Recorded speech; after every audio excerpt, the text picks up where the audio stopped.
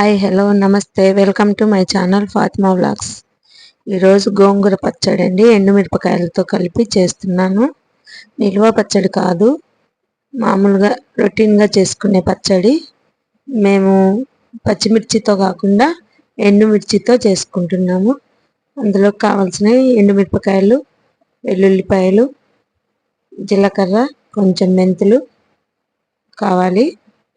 First గిన్నె పెట్టి అందులో జీలకర్ర మెంతులు వేయాలి. అవి కొంచెం చిటపట్టలాడిన తర్వాత అందులో ఎండుమిరపకాయలు మనం ముందే తీసి పెట్టుకున్నాం కదా, అవి ఒలుచుకొని అవి కూడా నూనెలో ఫ్రై చేసుకోవాలండి. బాగా బాగా కలుపుకోవాలి.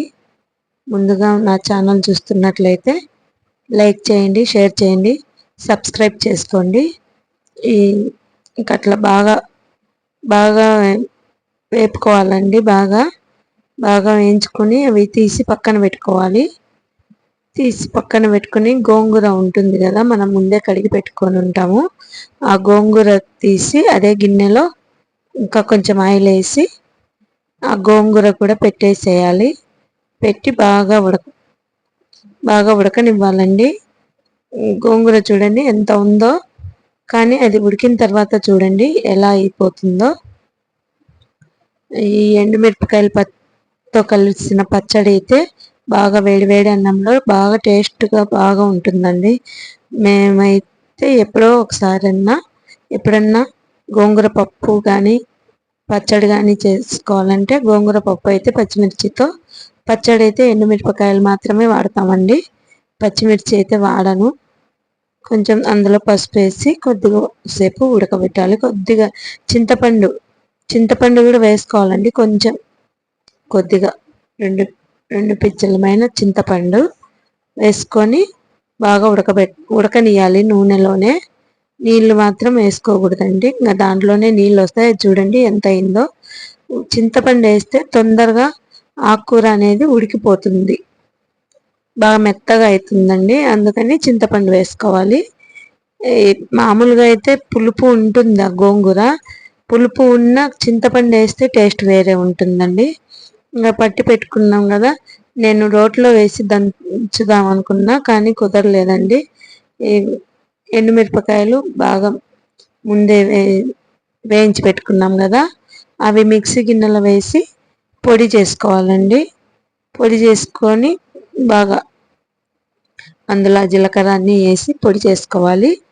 పౌడర్ చేసుకున్న తర్వాత అట్లా చూడండి నేను సాల్ట్ అంటే టాటా ఉప్పు మాత్రమే వాడతానండి, వేరే ఉప్పు వాడను.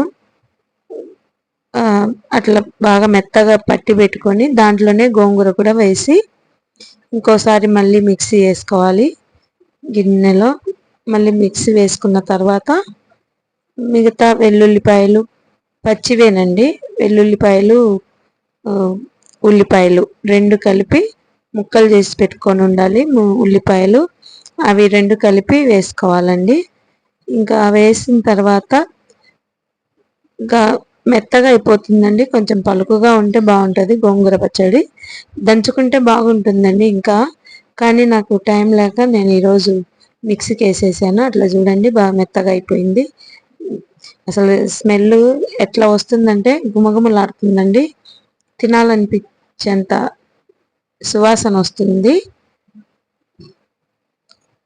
బాగా మెత్తగా రుబ్బుకున్న తర్వాత మళ్ళీ స్టవ్ పైన బాణలి పెట్టి అందులో కొద్దిగా నూనె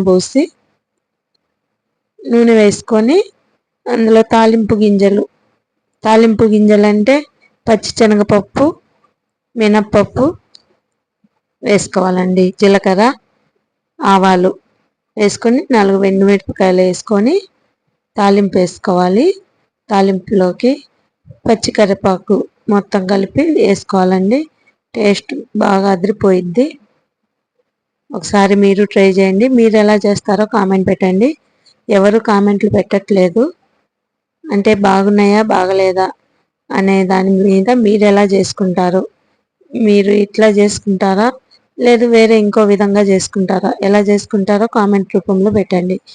మేము కూడా చూసి నేర్చుకుంటాము. చూడండి ఇంకా తాలింపు అయిపోయింది. అదంతా ఒక గిన్నెలోకి తీసుకొని ఆ తాలింపు అనేది గిన్నెలో వేసేసుకోవాలి. వేసేసుకొని బాగా కలిపి పక్కన పెట్టుకోవాలండి. చూడండి, గోంగూర అంటే ఐరన్ అండి. ఆకుకూరలు తింటే ఆడవాళ్ళకు మంచిదండి. మెయిన్ ఎందుకంటే మనము రక్తహీనత మనకు ఎక్కువ ఉంటుంది కాబట్టి ఎక్కువ గోంగూర పుల్లగా ఉండే ఆకుకూరలను తీసుకుంటే అందులో మంచి విటమిన్స్ ఉంటాయి. సి విటమిన్ ఎక్కువ ఉంటుందండి దాంట్లో. అందుకని గోంగూర తీసుకోవాలి. థ్యాంక్ యూ ఫర్ వాచింగ్ అండి.